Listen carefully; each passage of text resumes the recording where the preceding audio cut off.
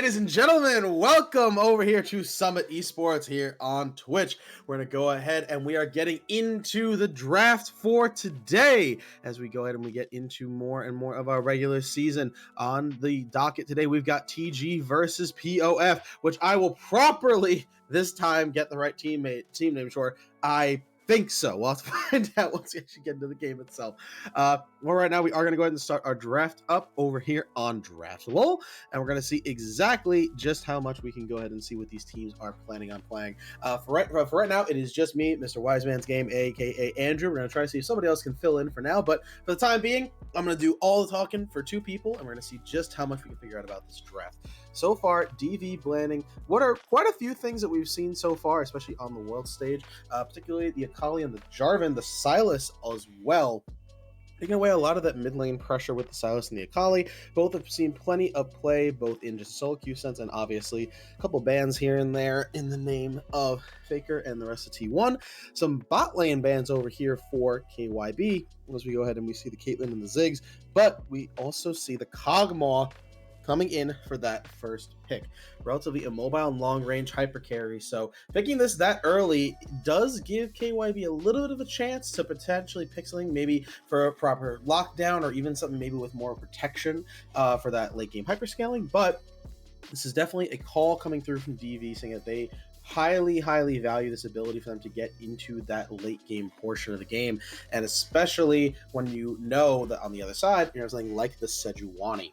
Now, Sejuani, known for a lot of things, known for a lot of heavy lockdown, and some pretty decent early game gank pressure with use of those frost stacks, but especially so, known for being a pretty big tank, and I would dare say in something like a Kog'Maw that has a lot of max health damage on each auto attack, could potentially be an easy target, but you do have that lockdown response. The Sivir pickup on the other side, that's going to be a little bit more interesting, if only because Sivir screams a lot of things. It screams team fighting, it screams a little bit of wave clear, but most importantly, it screams a faster way to get onto this hyper carry. Everyone gets that speed up, and what seemed like an immobile tank with some CC that's far enough away can instantly jump in your face. So we'll have to see exactly what gets paired with. No supports picked up quite yet, but the jungler picked up on the side for DV. Gonna be the Amumu. Definitely some lockdown to support that Kog'Maw, and we're going to see exactly what pairs up with it. Now, obviously, we still have plenty of game to be picked. We have plenty of champions to see exactly what they're going to be going through, but I think the bigger thing to note here is going to be the difference in play style. Sivir and Kog'Maw are going to be doing very different roles. Sivir is essentially the equivalent, in a sort of way a Jhin would go, of being someone to almost support the rest of the team, provide that bit of utility in what is going to be that call in that ultimate. Now, Kog'Maw is the one that you want to really be protecting. Now, Mordekaiser, maybe he doesn't fit that particular role. Maybe what you think of a tank in that top lane, he's kind of being a big body, but obviously pulling someone over into that death realm does mean fights get a lot more even. The Gwen call out on the other side, though, is going to be tricky. This is a very volatile top lane. It's one that Gwen does win out on average, but obviously one kill, one swing going the opposite way, a little bit of jungle pressure, and a Mordekaiser that gets that item lead both becomes so much harder to kill, and more importantly, that much harder to stop, even with that snip damage, especially after that little bit of a downtrot in stats that Kaden had fairly recently. Now, at the moment, we're going to have to see exactly what these secondary bans go through. Top lane, AD carry, and I mean, it's theoretically jungle unless the Amumu or even actually in hand at Sejuani go to flex to support, but seems like mid lane is very much on the table, and on the other side is going to be the support, as we have the Hui band on one side for KYB and the Thresh for the other. The Thresh would make sense, giving Sivir essentially an out, although she does have the ultimate for more of a team fight move speed presence. She is a relatively immobile AD carry, same thing as Kog'Maw. So having that bit of a way out with a lantern, that extra bit of CC on something like the Kog'Maw as well, Thresh definitely a very good ban in my opinion from DV. Not what you want to see, but meanwhile, KYB a lot more concerned with the mid lane potential matchup. Looks like that's what they're going to be using their last pick on as they go through the Yone and the Hui bans. Yone, obviously, anybody who's been watching Worlds right now knows exactly what a menace that champion is at the moment, and more importantly, just how much it seems to really fit into a lot of comps, especially having the AP top side means that either side actually could have used that pick to effectiveness. So I think KYB banning it out just screams they didn't plan on using an AD mid lane, or at the very least, they have a particular plan in mind and wouldn't want it to go against the Yone. This pick will essentially confirm whether or not the Sejuani does go into the jungle role. That's at least what I'm assuming off the top of my hand, but 3 seconds left. It is going to be a Braum lock-in. Okay, so it is Sejuani jungle, and a Braum with Sivir, definitely not a bad call. You obviously the auto reset on the Ricochet, so it's pretty easy to get 2 stacks off from that AD carry. Could be an easy way to lock down. Again, lock down that Kog'Maw about as soon as you can, and definitely a good way to keep a Kog'Maw locked down is if you manage to have a giant slow field, hopefully knocking him up in the process, and then using that to stall out his movement and not quite be in range when he's trying to weave in those auto attacks. Ooh, but the Milio definitely going to do something. And one thing it's going to be, for those who don't know how Milio works, is that it's going to increase that little bit of range on Kog'Maw when you already have the range increase from the Bioarcane. So it is going to be a nice setup to keep that Kog'Maw safe in the back line. You have that CC cleanse off the ultimate. And obviously, you already know you have the Amumu with the bit of lockdown and the Curse of Sad Mummy. So the question is, how are they going to close out this team comp? And it's with a Jinx. So it's not that most of what I said wasn't true, but it turns out this is actually an Kog'Maw mid. Now, whether that's going AP or AD, it actually is to be determined, because quite frankly, you already have the Mordekaiser in the top side. You could go AD if you want. You have that with the Amumu. So maybe it's either you pick the Jinx and you know it's going to go full AD, everything else is AP based, so it's just you essentially make Jinx the hyperscaling in terms of damage, or you still take the Kog'Maw AD. It still technically has a lot of AP damage because it has that max health damage, but it does kind of serve two purposes. So this is a very interesting draft right now from DV and from the way what they're supposed to do. It looks like the draft didn't quite make that last pick, but let's say the lock-in is a Jace for the last pick. So we know that our draft is set. We do have that ED going through in the mid lane with the Jace. Unless suddenly Gwen decides to go mid, but I'd be very surprised, if only because I know that Gwen into Mordekaiser is quite a typically good matchup for the Gwen. So we have that damage split as far as using the AD. So the Jace should be very interesting in the idea that you obviously have those long range shock blasts, you have your Call to the Skies. There are lots of ways in which this Jace can properly kind of take a role of some kind of frontline damage. But almost what I'm scared of is that you have the Gwen, you have the Jace, you have a lot of good jump potential here. You have the Braum to almost kind of work in a way of helping build up those stacks of concussive blows. I'm wondering how those things fare into a Mumu, because even if you spread out fast and maybe Mumu only gets 1 or 2 good targets on a Curse of the Sad Mummy, there's still a Mordekaiser pulling 1 target. There's Milio keeping the Cog and the Jinx, for that matter, quite safe in the back line. This is going to be a question of, in my opinion, the junglers, because Amumu's job is going to be, if he manages to find a great Curse of Sad Mummy into some kind of bandage toss, bandage toss to the curse, then by all means they can set up a fight really easily and just have the Cog and the Jinx ready to unleash some artillery.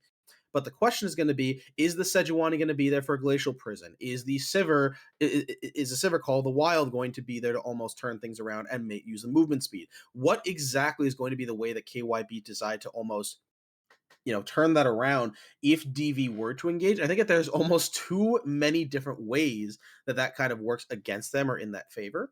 So I would dare say, as much as it's going to sound odd, this is definitely more of a game where DV want to look to counter engage. They're not necessarily looking to be the ones that are starting off these fights. They really want to keep things slow and steady. They want to kind of let themselves play their hand, let the artillery do its job. It's really going to be on KYB to both start these fights and equally so to be able to actually keep these fights going. You need to use that movement speed. You don't want to just pop it early and then not have movement around the map. Gwen needs to be able to find the right way to use that snip and not quite get herself caught out. Braum needs to save the Glacial Fissure for if they find a way to get it at least onto one of the hyper carries. There's a lot of ways in which this KYB comp has to be able to execute perfectly, and I would dare say, in a certain extent, really use some early pressure. You want to have the Jace ahead on the Kog'Maw, you want to have the Gwen ahead on the Mordekaiser, and Jinx, at the very least, is a hyper carry, which means that early game with Sivir, maybe get some good ricochets, maybe get some good boomerang blades. There are ways in which this bot lane, with maybe an early concussive blow stack, can make these early lanes a bit more difficult. So I want to see KYB aggressive in the early game and then push that into the mid game. And then essentially from that point forward, you just need to look for the proper pick into the back line. You know Mordekaiser's going to pull somebody in. You know that Muma's going to be there with an ultimate in order to stage things out. You know that Milio's going to be keeping them safe in the back line. So where do you put your tools and in what way? The bigger question is going to be, and I'm not sure if this is maybe because of the way they're ordered in draft, this could actually be the Gwen mid. It could be the Jace top. I think that in either case, the story is still the same. Maybe it does make more sense for Gwen to go into Kog'Maw, which is actually kind of actually it's the one thing I think is questionable is that Gwen into Kog'Maw. Obviously, Kog'Maw's going to have plenty of range with the Bioarcane Barrage. He has kind of a good amount of means. Now, he is a mobile, so it does mean if Gwen does get in, get a good snip set, maybe get a good hop skip, there are ways in which Kog'Maw can kind of get in trouble very quickly, maybe with Sejuani kind of intervention. But I do feel like Jace into Kog'Maw is going to be a bit more of an even match. We can get some Shock Blast into Call to the Skies damage, as opposed to the other way around. I am definitely a little bit curious to see exactly in which way this does work out. One way or another, I am going to have to say that I think that this comp, in terms of composition wise, I think that DV and KYB kind of have their ways and things that they want to do. I think DV's comp screams a little bit more late game and a little bit more of something that is intended to reach that kind of level 16 to 17, get themselves, 35 minutes into the game, hopefully be even on neutral objectives, maybe even a little bit behind, but then know that Kog'Maw scaling, that Jinx scaling with the Milio range, and knowing that you can have every fight not be quite a 5v5 if you have the Mordekaiser around with an Amumu Peel to kind of keep them together is really kind of a clear setup in what you want. On the other side, I think KYB, it's not that their comp is any less late game, any less scaling. Obviously, Gwen scales with that true damage on that sip like a monster. Jace is going to still be able to fire Shockbox, still be kind of the same very good champion that he always usually is. And Braum obviously provides so much utility in that extra bit of CC. The Sivir utility is great, but this is way more of a game where they have to execute a lot more so, I think, than DV will on average. So I'm curious to see how these players play that out and use their tools to that effectiveness. With that in mind, we do have a little bit more of spectator lane when we have to get ourselves set up on our end. So go ahead and give us just a few minutes to get set up, and we'll be right back with game one of this best of three between DV and KYB.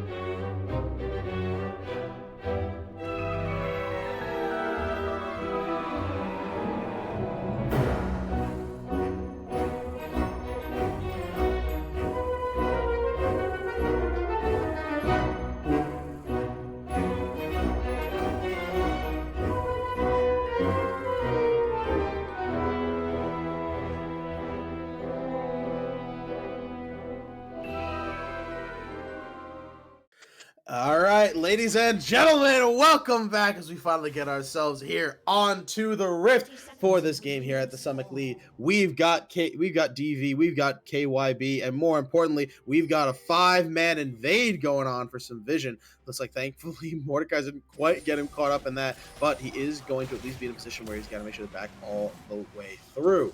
Now, as we start looking at these teams, as we get everything sorted out, we can go ahead and clarify just one or two things. First off, it does seem like the Gwen is going in the top lane, which, again, I do think is the better call. I don't think Gwen is going to be someone that you actually want to see in the mid lane against the Kog'Maw. She's going to go ahead and top against the Mordekaiser. The second thing that you will notice, which I actually think is kind of, sort of relevant, is that Jace is going for the D shield start, not going for something like a longsword or a D blade. I think that actually makes a lot of sense. I think that not only is the Kog'Maw still going to be annoying with some occasional auto attacks or with the kind of spread of that ooze, but I think more importantly, it's going to mean that he wants to be able to sustain this. He's not going to try to burn an early teleport. He wants to be able to stick around and keep himself about as stable as possible. So I think this is going to be a good call for the mid lane. I think it's going to mean that we're going to see a little bit more of extended trades here and not going to be something overly aggressive like maybe it could have been. But more importantly, Kog'Maw starting to start going for the Comet and going for the D ring does kind of lead into this probably being more of that AP Kog'Maw style, not necessarily more of the attack speed, not going to like a lethal tempo or for a fleet footwork. So it is going to be curious to see if maybe this heavy magic damage on the top side could mean a difference. Maybe Sejuani itemized a little bit better, knowing that you're not going to have to worry about Jinx for quite a while into the game. So we'll have to see exactly how this all plays out in terms of reaching that mid-game point. Level 2 on the bottom side, which is what you want to see. Like I said, it looks like everyone on this red side wants to be trying to play for some early aggression. Nice, decent trade on the top side. Gets Morty down to about half HP, but obviously when he hits that level 3, gets that bonus shield, he shouldn't be as bad, but still, is that a lot of damage coming through, as clearly Gwen is able to stack up and use that Q to about as much effect as what you would need to be. Game's going to kind of even out for a little while. Actually, some heavy trades in the mid lane as well. Never saw taken quite a bit low in the face of this Kog'Maw. And I was just talking about how the D shield is kind of serving to affect that purpose. As I think he also missed that cannon, if I saw that correctly. So definitely not, he's still having a plenty good start. He's up in CS, maybe not by crazy, not by enough, but definitely taken very low. If Mr. Boywife here gets another E down, maybe a little bit extra damage, I could totally see a world where he tries to just go for the flash kill onto Neversaw. This man has got to be a little bit careful right now of this Bio-Arcane Barrage. He's going to go ahead and back away. Probably back here and burn that teleport. Yep, that is going to be the case. Top lane, meanwhile, it seems like both looks like both Bronze, Cena, and DV are actually kind of making a little bit of a play towards what I politely call trading rather than farming, or at the very least, it looks like Mordekaiser having a little trouble farming, I should say, as this wave is going to build up and crash into the Gwen, matching the level 4.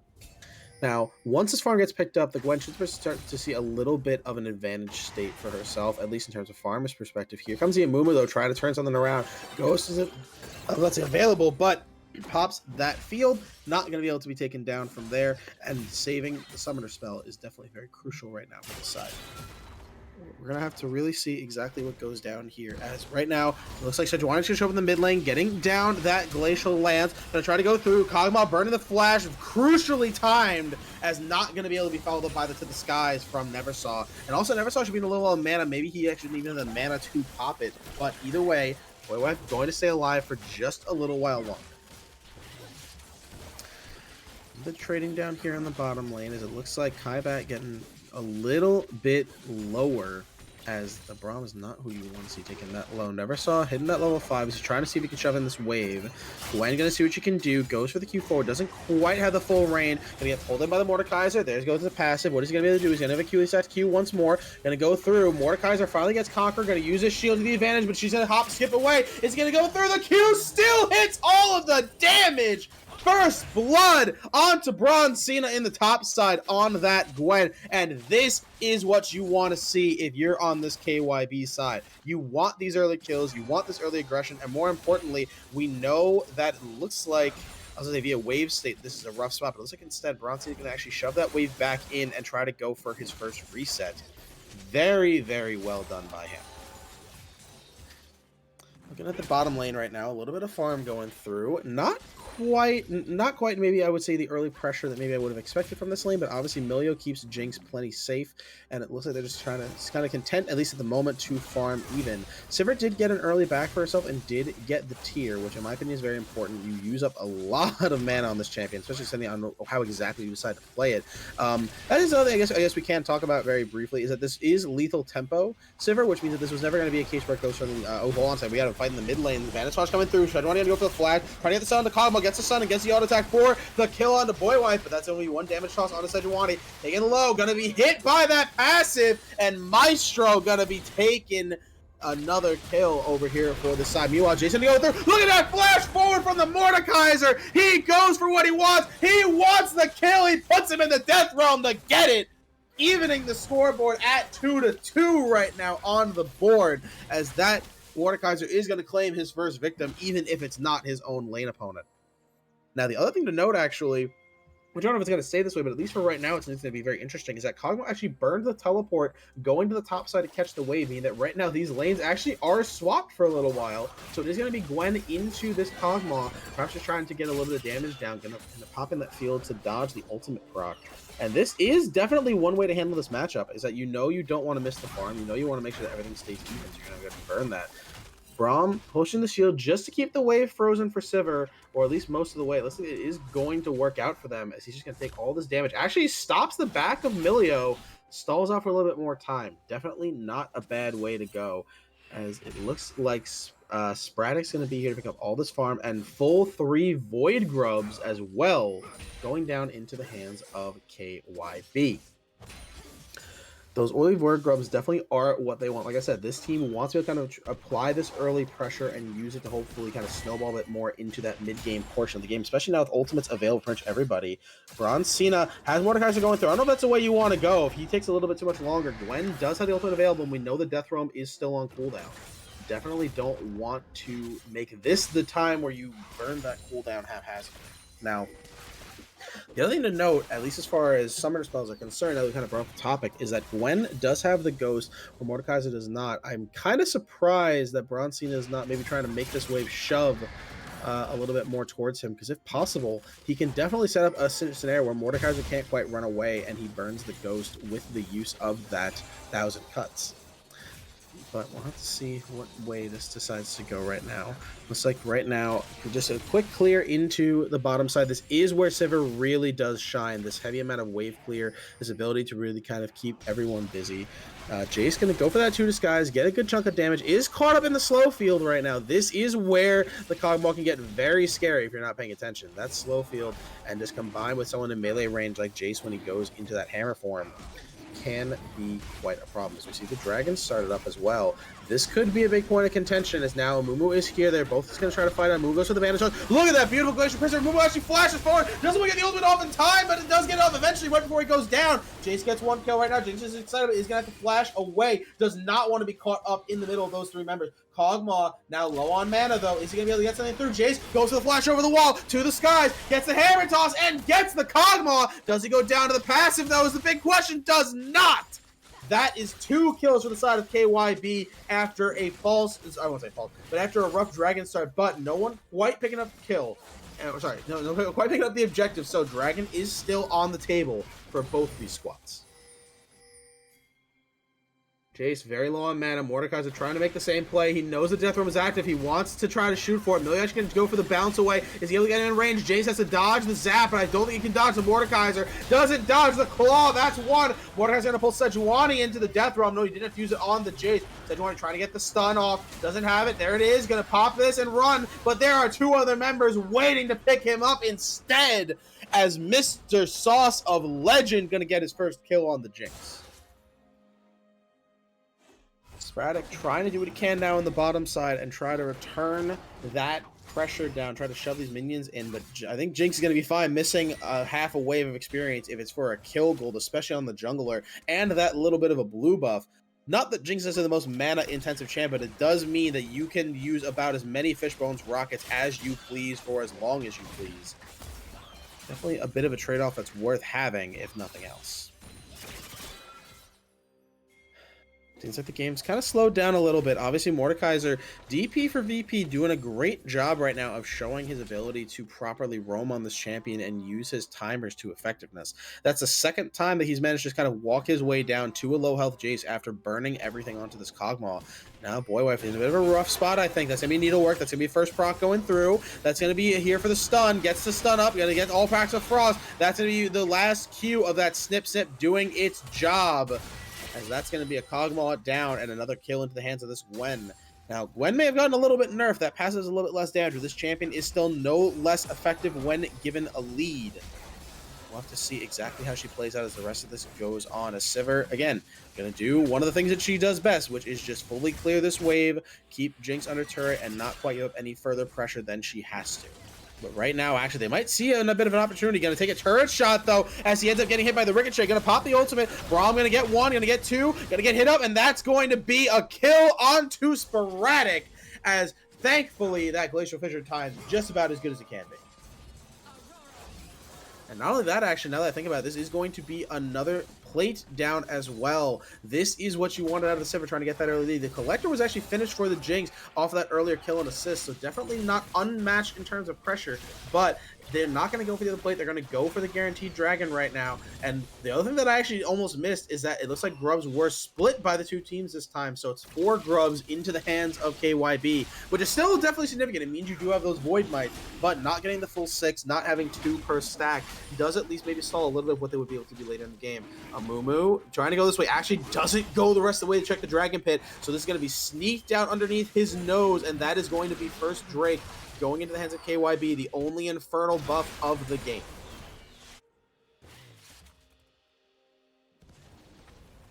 Both sides taking a second to breathe right now, it seems. And we can actually take a second just to sort of see how these teams are playing out in terms of totals. Looks like right now the big leads for KYB, as expected, are in those solo lanes. 1.2k onto the hands of the Jace, and another 5.5k, about 600 gold onto the Gwen.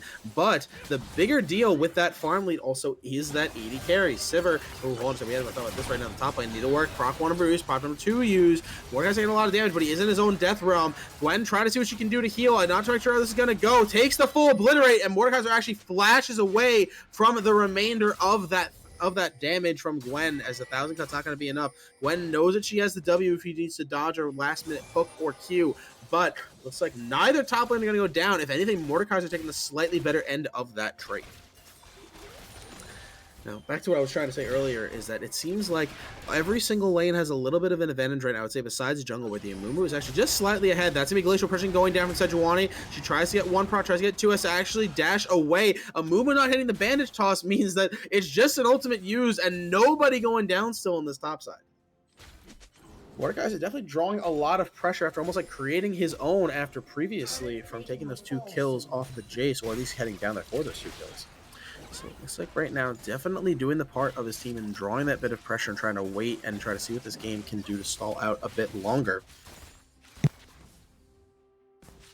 Seems like the bot lane going to do what it can. Sivir obviously has a bit of an item lead. Looks like that. Ooh, boy, actually gets flashed on, but that's the bandage shot sticking 1 turret shot. That might not be enough to live. It barely is. Braum actually going to try to flash and keep alive. The bandage shot misses. Has to pop the curse of the sad mummy if he wants to get that kill on to the innovation man of Piltover. Ooh, Jinx taken very low. Sauce of Legend. 1 more auto would do it. Looks like for that same reason is not going to try to test his luck. Sporadic trying to wait and see. Lands the full boomerang blade onto Ilya, and that's going to mean that he has to back off while he has the chance. Meanwhile, KYB going to take their opportunity to take this Rift Herald. It's the only one on the map. You have the Gwen here to stack up those Frost stacks very easy. This is what makes Sejuani such a prominent jungler after all. Looks like that will be an uncontested Rift Herald for the side of KYB. They have the Grub lead, they have the Dragon lead, and they have the Rift Herald, and they have their solo lanes ahead. I would dare say right now this is exactly where you want to be if you're this comp. If you wanted to try to wait and hope you didn't have to worry about making it to that late game point, the best thing you can do is keep up the snowball like they have been, as that first turret gold also goes in the hands of Sivir. A full 2,000 gold lead on the Jinx. This is going to definitely be a rough position for DV to return from as they listen. They're going to try to see what they can do. Amumu gets knocked away by the Jace. He's actually going to pop the 2 to skies as well. Going to try to get this side, but Emilio is here to respond. That's not the position you want to be in, as Maestro going to pick up the kill. 4-1-1 on this Amumu. If there's one place you want your gold lead, I don't necessarily know if it's going to be the jungler, but he is 1,000 gold up on Sejuani, so if nothing else, definitely doing his job. A little bit of trading here on the top side. Mordekaiser going to pop that shield and going to try to use it to see what he can get back, but not quite going to get anything for it. This is definitely a rough spot, as Gwen, having completed that first item, it's not that Mordekaiser's first item is significant, but definitely that Nashor suit is what makes Gwen so oppressive as we get into this mid-game point, as we hit the kind of level 11s on most of the solo laners and getting kind of close to it on at least one of the junglers, and if not the carry. Braum popping that shield, going to kind of keep himself a little bit healthier, as Sivir actually pops the ultimate, wants to make sure that that call to the hunt is, on the hunt, is used in a way that nobody else goes down. So could be a bit of an important cooldown to have. It's kind of their main escape tool, their main, I would say, dare say, engage tool. So definitely not insignificant to have that down, but the question is, will it be up in time for the next major objective? And considering that Dragon is not quite here yet, but about to spawn on the map, it very well could turn out that way. That maybe that's the crucial difference. Maybe this is where DV starts to kind of get their cop a bit more in line. But there's still enough time that we don't have to worry about that right this second. Now, let's take a second. Oh, hold on a second. I was about to take a look at items. We got to talk about this instead. Braum taking low. Just about to go through. Actually flashes away and gets to stay behind me. But Sauce of Legend uses that Super Mega Death Rocket and picks up the kill for himself. That's going to be one down. And now that this dragon is about to spawn, this might be what makes it relinquish into the hands of DV and try to even up some of those neutral objectives. Ooh, Juan Flasher push going to force the flash out of Boy Wife. That is definitely crucial. I would say the flash on Sejuani and the ultimate are the two things that at this point, you know there's no way they're contesting this Drake. If Sejuani goes into that pit, that is going to be way too risky. Only Ocean Drake in the game, a little bit of regen, maybe a little bit of respite, and it is going to be a Cloud Soul game. And I would dare say both of these comps love the idea of that Cloud Soul. Obviously, that extra movement speed on Jinx, and importantly, the movement speed on the Mordekaiser, who's already relatively mobile as it is.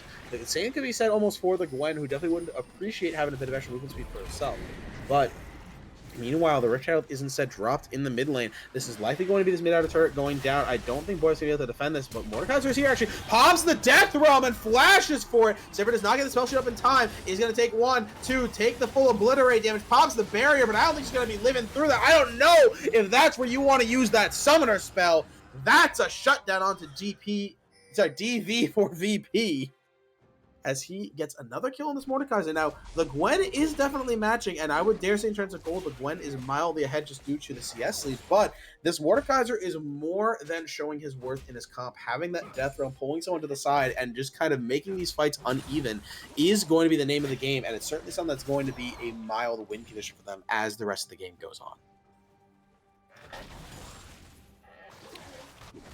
Seems like right now we have a little bit of a low state. So now that I've been on this up, what I tried to talk about earlier in the mid lane, and that is the current item stance. Now, Gwen, obviously having the gold lead and having quite a bit more AP, I'm going to take a wild guess that she's going for a second item. I think it actually might be second round of Zanya's with the need to see large into that. I don't fully remember right now what else that might build into. The Mordekaiser having the rallies is pretty standard, so he's just able to stick to somebody a bit better, and I think that's more or less what just happened in that mid lane of sporadic, getting slowed down entirely in that death room, a little bit harder for him to manage. The junglers, it looks like Amumu did opt for that first item, the Yandries, which is pretty standard. It's a good amount of AP damage. It's the burn. It goes very well with your passive. And then it looks like second item going for something a lot more on that defensive side with that Kindle Gem and Cloak. Sejuani on the other side, obviously matching with the first item, Hollow Radiance, which I would say is a little bit unorthodox, perhaps, but not necessarily bad. He's going to go for the flash on the Amumu. He's going to have to burn the ult to get out, and that's going to be on the hunt use, but not quite finding a target.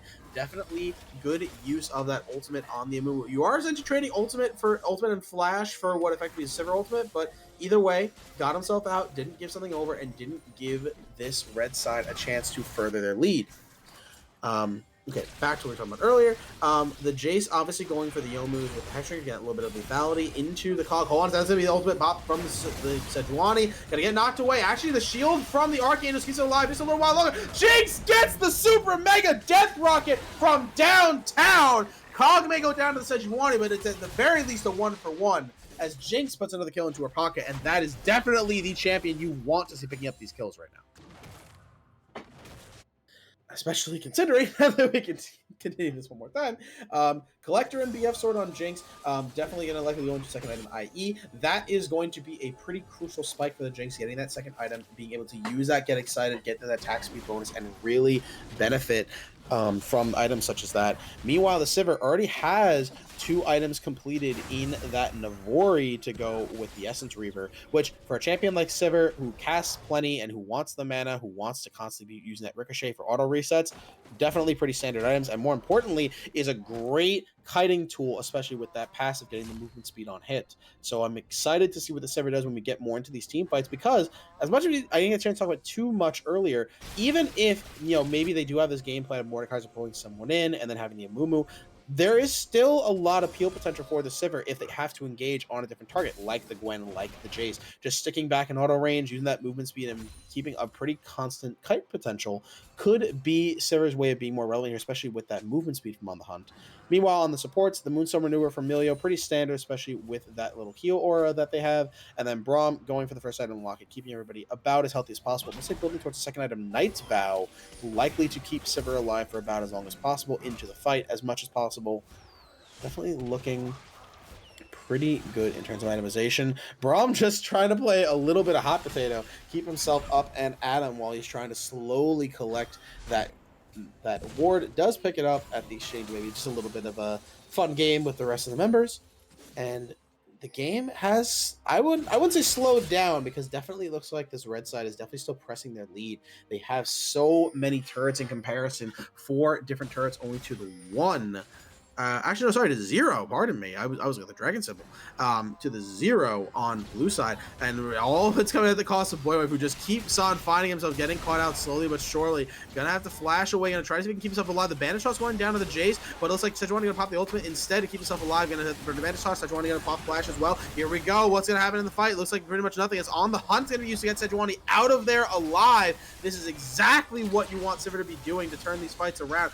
Nice shock blast coming through in the backline to Millie, but not quite gonna be enough as Gwen is slowly pushing the top side. They put so much into this bottom side play, but Gwen is just opening up the base. And pardon me, it's a Shadow Flame, not a Zanya's second item. This is what you want on the Gwen. You want that pen. You want that ability to sift through everything on the map. And that Nashor's 2 pushing power is just so difficult to handle right now for this blue side. Looks like Mordekaiser can respond with a little bit of damage back. How much is going to be enough? Never saw. Doing a rough spot. That's going to be ultimate from Mumu. Going to actually burn the flash. Going to barely see if he's going to be able to get away. Death Realm is popped right now. Bronstein is put in there with the Mordekaiser. Is going to be enough? I'm not too sure. He's getting a lot of damage and has the full power Q. Mordekaiser does flash away from the last stack. It's Cogwell going to be here to actually pick up. Finally getting his first kill of the game. A shutdown kill onto the Gwen, no less, with a bit more gold in his pocket. But look at the state of the rest of the map. Sivir already has the lane shoved to inner. They have their wave on an even state on bottom side. And Mumu trying to move forward to get this kill onto Sivir. Gonna actually use that bandage toss, but the spell shield is there to keep her up and moving. This is starting to look rough right now for DV the further they keep going into this fight. So far, second item Abyssal Mask completed for Mumu does mean that he has a bit more damage. It's not as the Bandage Toss does nothing, but this is what I was trying to talk about. This is a case where they are caught in trying to be the engaged. They're using a Mumu for these engaged potentials for the ultimate, but at the end of the day, you really have a rough time engaging into this squad when you have things like Sejuani being so tanky and like the Braum being able to kind of use that disruption you're looking for. 3 members into the jungle, they find Millie, they get the knockup, they use the stun off of the ultimate, gonna kick him down. Never saw another kill on this Jace. 4, 5, and 3. I would not say that's great, but it's certainly better than the 1 and 6 on this Cogwell, who's just trying to get another item or two so you can do a bit more damage. Has a completed Archangels and looks like he's going to be building a Void Staff third, but not quite there yet. Sejuani going forward. Flash on the Jinx still gets hit by the Winter's Bite, but not going to be close enough for Sejuani to land more of those Frost Stacks.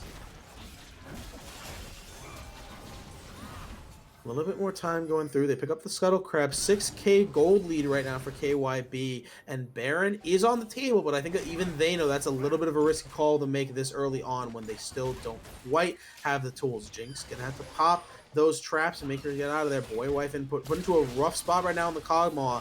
Definitely, this is the problem with this pick, just like any other hyper carry, is that there is a lot of squishiness. If you're not with someone protecting you, if you're not staying about as far back as you possibly can at all times, you are putting yourself in a lot of risk. Mumu and Milio both walking up. The question is, are they going to notice? What are they going to see? They see the Brum.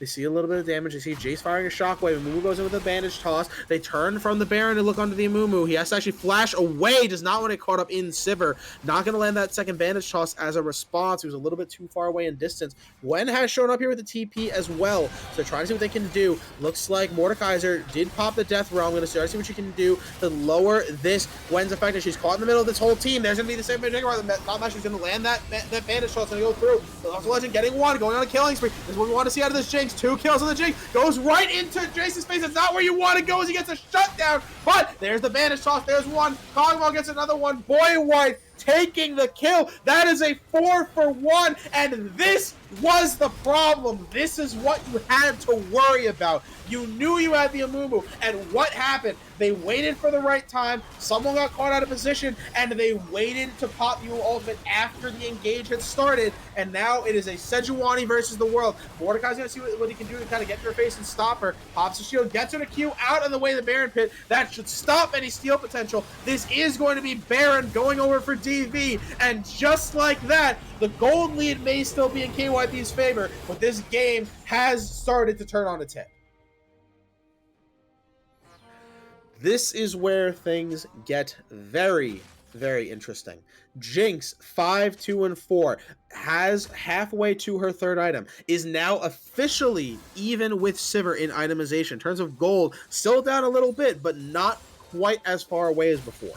This is a world where 2 more kills, getting that break-even point, using these tools like the Milio range and like the Amumu CC, and suddenly this Jinx becomes, I don't want to say unstoppable, becomes very, very difficult to handle unless you burn a lot of resources. And if she has her flash, if she's able to stay safe, if Milio saves the ultimate when necessary and use that breath of life to keep her out of a rough spot, you can see the turret pressure and the push pressure coming through. A lot of damage down to Mordekai as he pops the Death Realm onto the Jace, see if he can stall for some more time. Jace is going to still be in here. This is still a very hefty Jace. It's not quite easy to kill as he actually gets shut down, solo killed inside the Death Realm. But look at what's happening in the meanwhile. That's going to be the ultimate pop from there. There's what are they going to do here? Jinx actually gets taken out of position right now. Milio also not in a great position as well, as look at that Sivir speed. That's what happens when you have the pass and you have the movement speed. Just as I was saying, the game starts to turn on its head. Immediately 3 kills go into KYB's hand.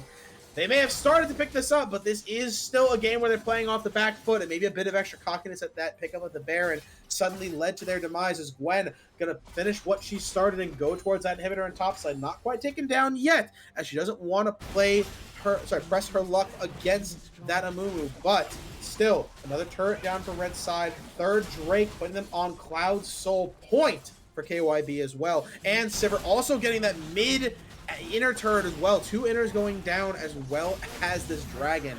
Immediately as this blue side starts to get some momentum back, red side chokes it back out of them, gets these neutral objectives, leaves so little on the map for them to play for, and says, if you want to get anything, you're going to have to fight us one-on-one at this point.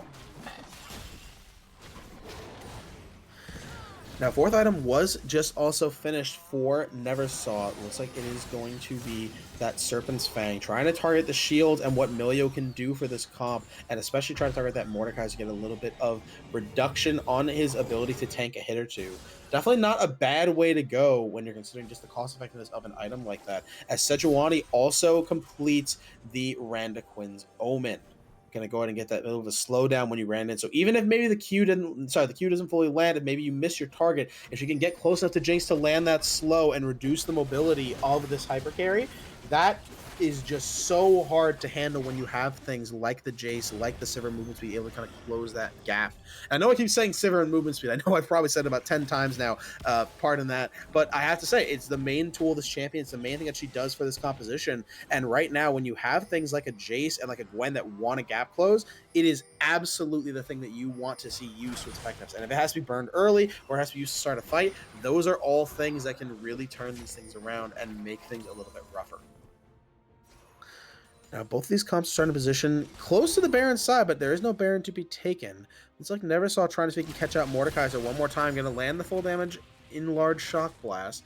Mordekaiser's going to sit here and farm. Is not too worried about Jace, it seems. And I'm not quite sure if that's correct. He just solo killed you. Gonna pop the flash, Death Realm. There's Neversaw trying to see what he can do to get away. Here's a Mumu who's gonna get a lot of damage now, but now what's gonna happen when he gets that? Sejuani is here to reinforce. He's gonna pop the ultimate immediately. His Mumu pops his own. Braum is here as well, though. This is a 3v2. This was not in the brochure as DP gets taken down. A shutdown goes into Jace's hands, and we have 2 more kills going down to KYB.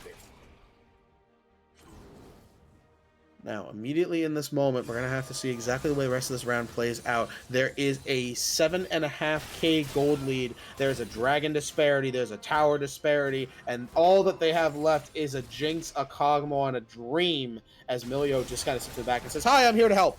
But in the meanwhile, Inhibitor does get broken down. Another member going to go down. There are a lot of minions here. They could just try to end right now. Jinx is trying to see what she can do. Kog'Maw trying to clear what he can from the sidelines. I think that is going to be enough to at least get them to back away. They know that this is not the time to make a bad play and to rush things through. Sivir popping the On the Hunt just to get them fully out of there and make sure that nothing else goes into their hands.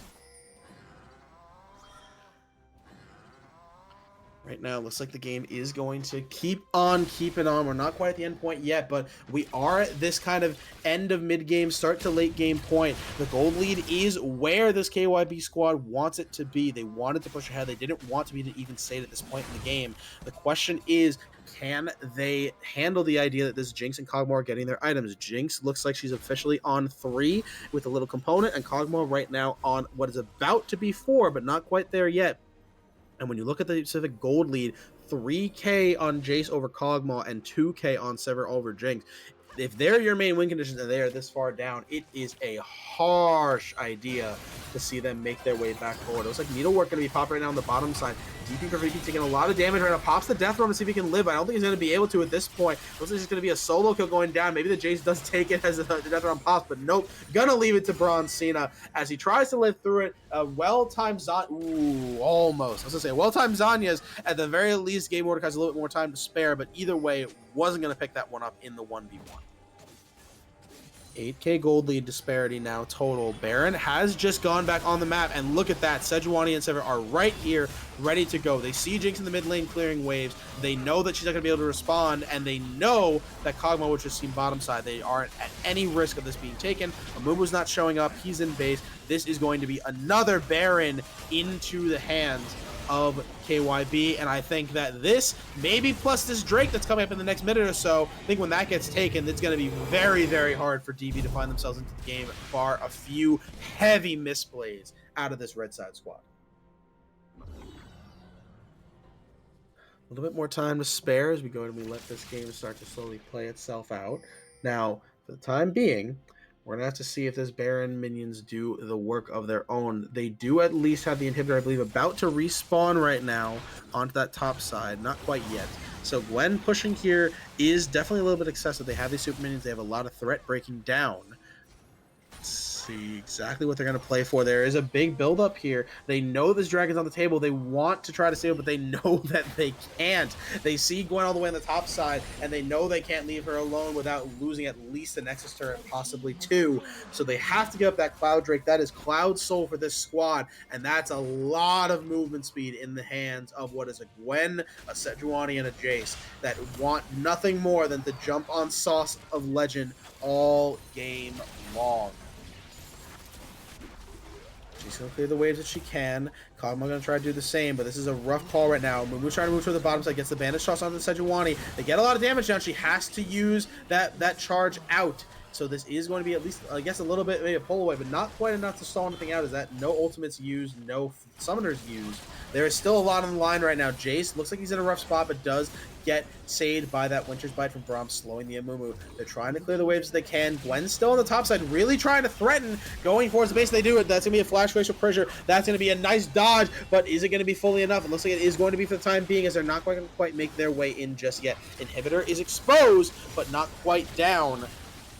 Trying to force what they can right. Try to pull in what they can with the death realm, but it's not going to. Sorry, with the pull, but it's not quite going to be enough. Inhibitor's still up. Actually, they still haven't gone through it. Jason, Gwen down the top. They're trying to split. This is going to be going through. Jinx pops the barrier. Is she going to live through this? I'm not quite sure. That's going to be a move trying to save her life, but I don't think it's going to be nearly enough. Gets stunned up. That's going to be the Milio ultimate pop. Hold on a second. That's going to be Jinx still taken down, but Braum is low. Everyone's low. Is it going to be able to make it out? I think so. Right now, Milio doesn't quite have the damage. That is not a damage support. Cogmore going to have to flash away. He is not going to be able to pick anything up for himself now. That is a double kill. 4 out of 5 members up. Hold on, Gwen at least does go down, but so does Cogmore. The Nexus, more importantly, goes down in the whole thing. That's going to be KYB taking that first game over DV. The most that I can say, and the most that we really need to look at when we're looking at the squad, is that KYB's comp did exactly what it needed to do. It had early pressure. It had the means of making it through those fights. Sivir was able to kind of help with that Gas Cold's initiative and get themselves onto that Jinx and Cogmore about as fast as possible. And more importantly, through the whole thing, they didn't wait for Amumu. They didn't get caught up too bad by the death release past that early game, where it seems like Mr. Neversaw had a bit of a rough time with that Mordekaiser roaming in and just kind of picking him up on the low health end. But Milio did their job, Jinx did their job. It's just that it wasn't going to be enough with the amassed lead, and you got to give a lot of props over to the top side. A lot of props to Bronze Cena for taking on that Mordekaiser and slowly shutting him down. He may have gotten some kills off of that Jace, but it was never for free. It was never at no cost, and eventually it just became too much to handle. Now, these teams have to get set up for the second game of draft, and we have to get set up in the meanwhile, so give us a few minutes to take our break, and we'll be right back with game 2 of this best of 3.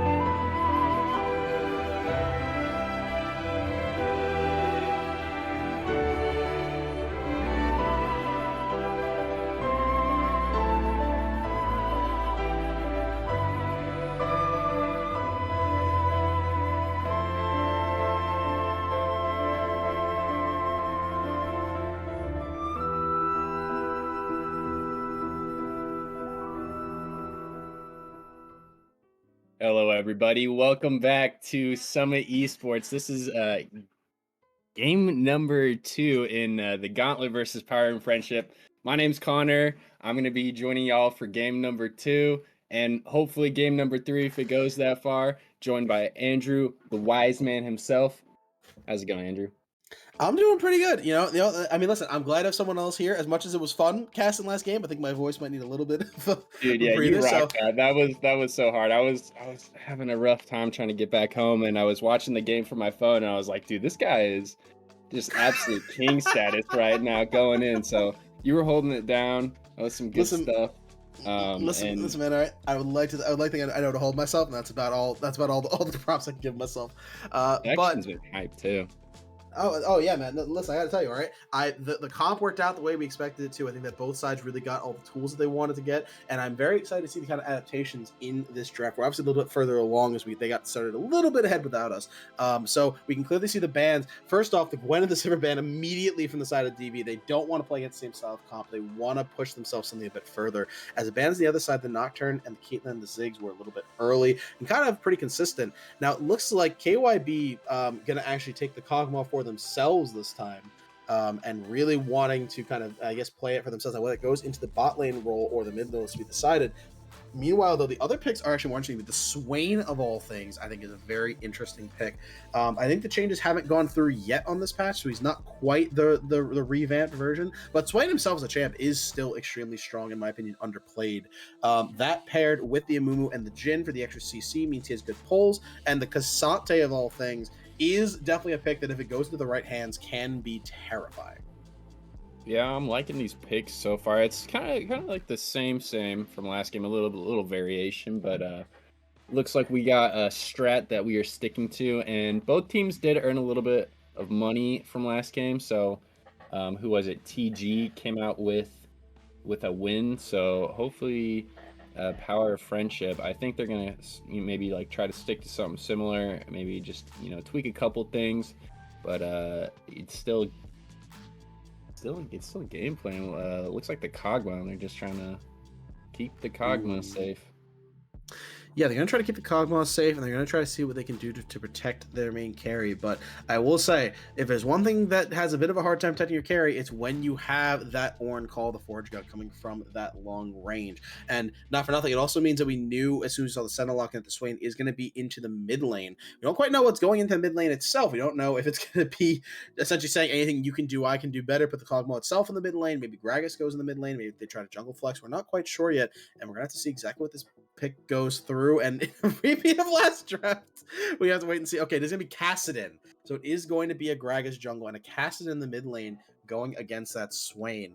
Now, this is going to be an interesting comp, I think, for a lot of reasons, because they have a lot of forward aggression, right? Gragas, Cassante, Kassadin all really want to get into your face, and you even have the Rakan to really sort that out, use that quickness to get things into you. Meanwhile, Kog'Maw has some protection, but if you do, you're going to be losing that kind of in-your-face pressure. If, Cassante needs to actually kind of play a bit of peel duty, or Gragas needs to play a bit of peel duty in the interest of protecting Kog'Maw, and at the risk of, not getting onto Jhin, not being able to damage Swain fast before he starts healing with that Demon Flare, this is definitely a comp that KYB will have to be a lot more careful, I think, in executing as opposed to game one. Yeah, we're gonna have to see some action that is going down a little bit more early in the game, I'd say. Oh man, I'm glad we got a Kassadin. I'm glad we have like some sort of like distraction, because I was kind of worried here looking at the team, because it's where we really got like a wall just like built around Kog'Maw.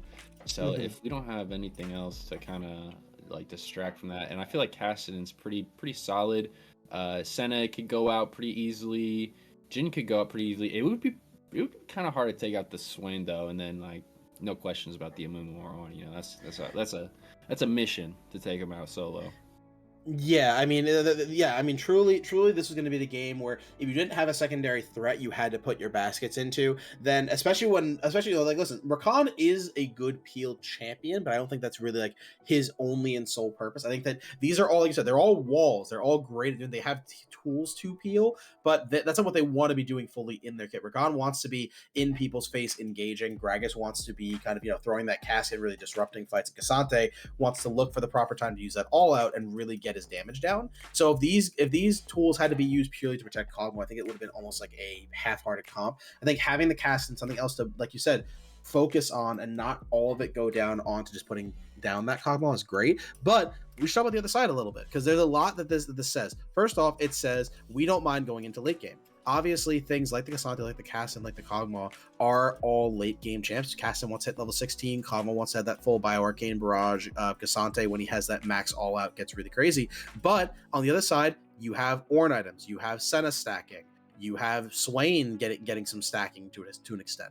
They have their own tools to match the late game pressure. So this is a weird game in that while it is obvious that there's a little bit more of a pressure in the early game, I would dare say from probably DV now that you have the Cassidon lock in because you want to make sure that you don't let him scale up too easily. There's definitely a world here where if it does go to late, they have their own tools to work with it, and it's not like fully okay. One team obviously wins in late and one obviously wins in early. Yeah. Man, I wish I could see the names of these people because I'm a little unfamiliar with who's playing where. I know that there's been some people that have role swapped too, and I've kind of got like just like this uh, expectation of where like certain people are gonna go, and like I totally forgot that this could just completely like flip my whole world upside down. Yeah, yeah, That's pretty nice. I mean, as far as I know, Bronze Cena was the one in top side, and then I believe it's not Mad Hatter, but that's the only name I can think of. That's going to drive me crazy when I actually see the name. Was over in the mid lane on the Cassidon, and then I believe, I'm not even percent. I remember the other person's. I think Sporadic was 80 carry. I remember that much, but I'm not remembering the names off the top of my head. At least off of what is the one game I've had the pleasure of seeing these guys play. But I think that this is definitely a game where we're gonna have to try to see now. I think that if I'm looking at this, and I'm not sure maybe you agree or disagree, but I think that the lane of contention is going to oddly enough be top lane. I think that Kog'Maw Rakan are not going to exactly play super far ahead. And while Jin does have a great amount of early damage and Senna should be able to accentuate that, obviously the low attack speed on something like a Jin and more like an execute damage rather than a more upfront wave clear means that I don't necessarily see the bot lane being too action heavy. And top side, I think, sorry, mid lane, I think the Swain versus the Cassidon.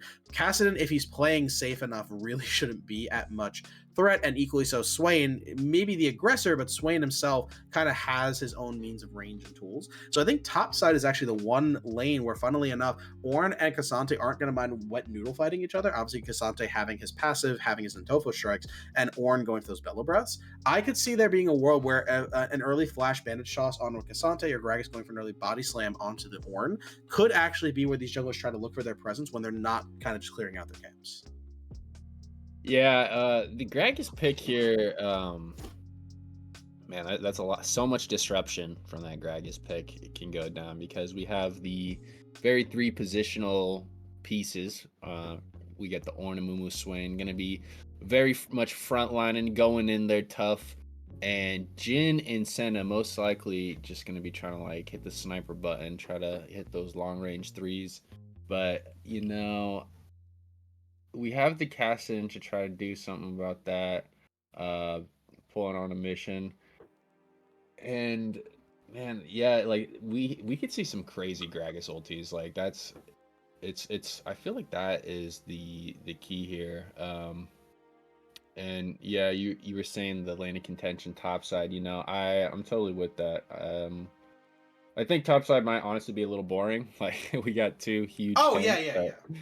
You never know. Like I like we could see some Cassante plays. I've actually seen my man Brissy play some Orin plays. So like who knows? Maybe top lane is just like an actual just like sumo fest, and it's just the most action we've ever seen. Just like two complete titans in Tokyo, Godzilla versus King Ghidorah or whatever it is, just like I completely mean, duking it out. right. I mean, listen. All I'm saying is that, like, listen, as a top lane tank main who plays like Ornn, Cassante, Shen, and Cho'Gath, I definitely have had games where just these two particular can fight each other with kind of the max health on the Bellows Breath and that brittle passive, and then Cassante just wants to slowly get this damage up with the Topher strikes. But I think to me, it's just more like, I don't think bottom lane is going to be very action heavy. I think that Rakan, as much as he has good engage early, is not going to get a lot of follow up on a Kog'Maw early. And I think that in the mid lane, Kassadin's going to be playing crazy safe with his magic damage shield, and Swain's going to just have the range on Kassadin and not really ever be at risk until maybe level 6. So I'm just thinking that I think at top lanes where these junglers can maybe make a play unless someone steps too far out of position. But as we're getting to the spectator delay end, we might have to just wait until we get into the game to figure out exactly where they go. Man, I hope we see. I kind of want to see a wombo here from Team V TV. Jesus, TV. It's a DV. Good lord, I'm on one today. All right, finally we're getting load in though. We're gonna see some action. It's about that time. I've been waiting.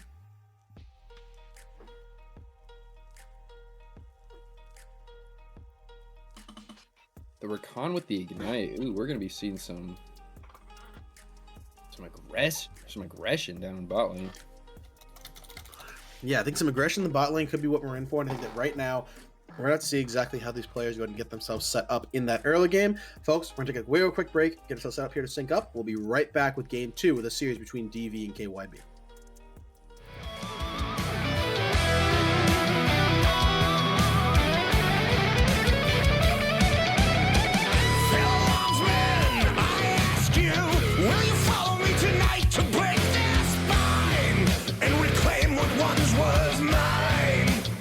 Those cravens backstabbed me, deceived me. Never shall I tolerate their crimes again. Now let the hunt begin. Yeah. 7,000 souls scared and daunted. Such a tale of woe. Not too long ago, this village was a golden scene of hope. Hold on the reckoning to bring back hope and peace. Restore our glory to live forever. Yeah, bring down the dark regime. I know how to unleash eternal power. Lead us to order. I am the light bringer. Yeah. I am the light bringer. Now listen, fellow warriors, I ask you, should my campaign come to an end? There's way more to avenge. Whoa! 50 million souls living in this realm without much hope. Not too long ago, this kingdom was a... Hello, guys. Welcome back to game number 2. We are in the game of the Gauntlet versus Power of Friendship, and we are seeing a stack here in the bush. What do you think is about to happen here, Andrew?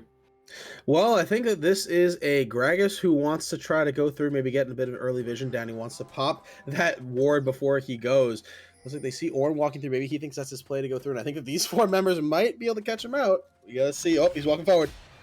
Ooh, Gragas gets caught out. PPP is going to be taken down. Senna gets that first blood. Was that the Ignite thrown out? Let's see here. Oh, I can barely see. I don't believe it was thrown out. Oh, there was no Ignite. That's right. It was Rakan that has the Ignite. So, Yep. Senna Yeah, just no, picked it Rakan up, but has that the... was a clean, solid kill right there. Yeah, very clean, very well done. They knew that Graves was going to try to walk forward, and they probably just saw very quick that he had the Vision Ward, and like most junglers do, want to drop the Vision Ward, then come back and get the sweeper. But instead, they waited in that bush. They properly timed that use of the Swain E, and with one pull that never move, Gragas wasn't quite moving anymore after he went ahead and fell down. So early kill going into the hands of Senna. Almost wish it would go into the hands of Jin, maybe kind of played it a little bit better. But either way, it's still a kill into the bottom side. Definitely going to still get you what you want. As right now, a little bit extra gold there in that bottom side, and we see some pretty standard lanes. A little bit extra trading though on the bottom side, actually. It seems like both sides we got going out there. Boy Wife sent him the message with that little claw right there. It's always about just the first ability. Whoever hits that, right? It's just a good luck. Yep, exactly. Yep, just sending the message. Want to send the call out, make him, respect the play, respect the idea. Right now, it looks like Neversaw going to do what he can to get a little bit extra damage down. Level 2 on the Cassante, getting a nice trade onto Ornn. And I think that's kind of, like you said, I mean, again, it's going to be a little bit of a wet noodle fight up there for now. There's another claw right there. Where are we? Are we counting claws right now? Like, what's good? Ooh, the laser. Hits Rakan on the backside. We're sniping damage down on Rakan right there. Look at Orange just going in with no health. Doesn't even matter. He's trying to find that damage right there. Blue team finding some nice pokes right now. Blue team's got that early side advantage, getting some easy damage right now. Oh yeah, absolutely. Yeah, I think when it comes to these kind of early fights, I think that blue side has a lot more tools up their sleeve. Obviously, you have the double bandage toss for a little bit extra stunning power. Swain definitely has a lot more damage on this cast. But speaking of that, looks like Gragas showing up in the mid lane. Here comes Gragas coming in. He's saving the dash, uses it right there. They're throwing all the damage they can. Boy Wife dropping super low. There's the flash. Used, but it doesn't matter. Never stops able to get it. But rooted! No. Oh my goodness, she was rooted under the tower. Man, Boy Wife has been on top with these claws. Has hit pretty much every single one. We are like 5 for 5 in the mid lane with the claws, man.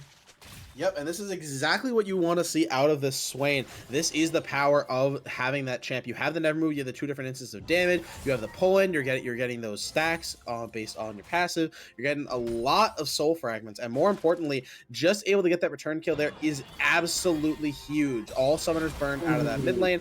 Combo on the Gauntlet. I don't think it's going to be dead, though. I guess we're just going to be swapping the cameras, I guess. Ooh, hold on. Gragas survived that one. Red team continues to take a little bit more damage. Definitely quite a bit of trading going on right now. It looks like Boy has having a lot of fun with that emote. Love spamming the little cow. But right now, definitely still going to look at that hook. It's impossible to dodge these hooks. Once Cassidy hits level 6, it's going to be a little bit easier, but I don't know if we're going to be wanting to rack up ulti stacks just to dodge every single hook that's out there. Yeah, it's definitely getting a little bit crazy. Boy Wife clearly showing a lot of competency in the champion, and the thing that we actually really touch on, but I want to point out is the choice of summoner, the choice of runes, the Conqueror coming through from Boy Wife. Really, there in that last instance that we just watched, you could clearly see it how he's just weaving in these auto attacks, trying to make sure he keeps him about as much stacked up as possible. Give a lot of credit. Dropping super low. Boy Wife is just being a bully, a mean old bully, taking all of Neversaw's lunch money. Hey, listen, man. All right, school's still in session right now. All right, now's the time to get that lunch money. But either way, doing everything you can, keeping everything preoccupied. Another hook landed, another soul fragment picked up. These hooks.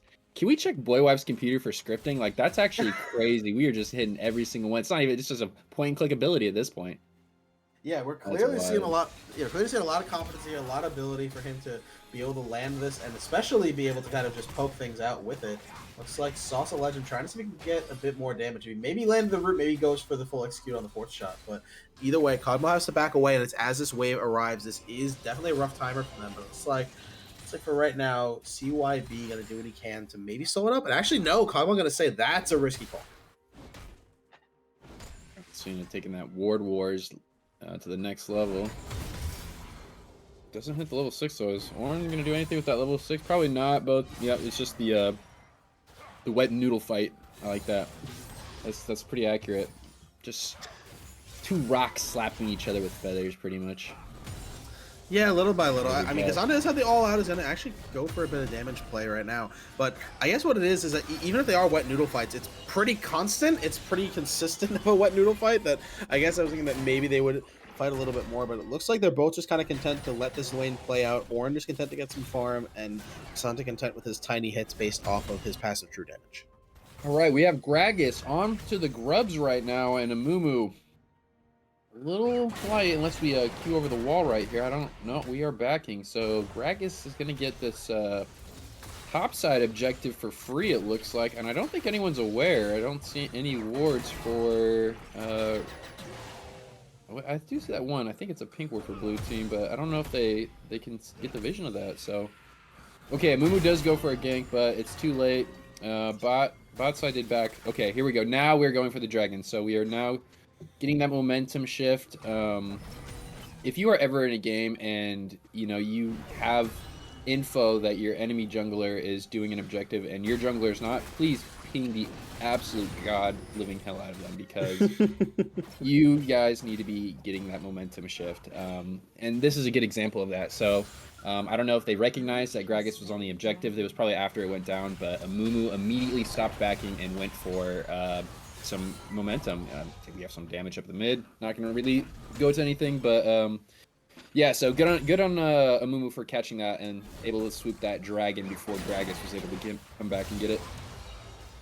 Yep, absolutely. And it's that classic trade. You always want to make sure that one side gets grubs, the other side gets dragon. And I would dare say that in this instance, I think that the dragon is probably actually a little bit more valuable, I think, for this blue side. I think that while the grubs definitely are going to be important, and obviously you don't really have access to the whole game like you would option for dragons, I think that this comp and this side is not necessarily going to be going for pushes as much as Boy pops the ultimate. I'm not sure if he meant to. Actually going to be popping, going to have a bit of a rough time. Magus. Look at that. We're not even disrupting any team fights right now. We're already throwing up some perfect ultimates. So PPP making up for the early mistakes with that first blood caught early on. And we are now getting a great gank mid. I also want to point out... Oh, hold on, all out. Oh, all right. Well, this dude just dies in like 5 seconds. I guess Cassante, look at this. We don't even have a Mumu. Like, Mumu didn't even show up to do anything. Cassante just literally wiped him out.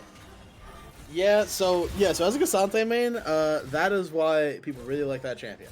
And it's also why people really hate that champion. It's that ultimately, if you're able to get someone out of position, you're able to really use that effective push through. You're really able to get a lot of damage down so quickly before things really go through. Ooh, flash away. We are so ballsy on this Rakan right now, doing our job perfectly, dancing around the map. We are coming back in. We don't even care about our HP. HP is just a useless resource that we don't even need anyways. Played pretty well, but we just scared off the blue side. They're coming back in though, very healthy, looking to get some more sniper damage off. They've just been poking nonstop this whole game. It's like an annoying aunt on Facebook, just constantly poking me, dude. It's just like can't get away from it. Oh, never saw going back in with a nice ultimate there. We are fighting, but we are also losing, so we're gonna back up under the tower.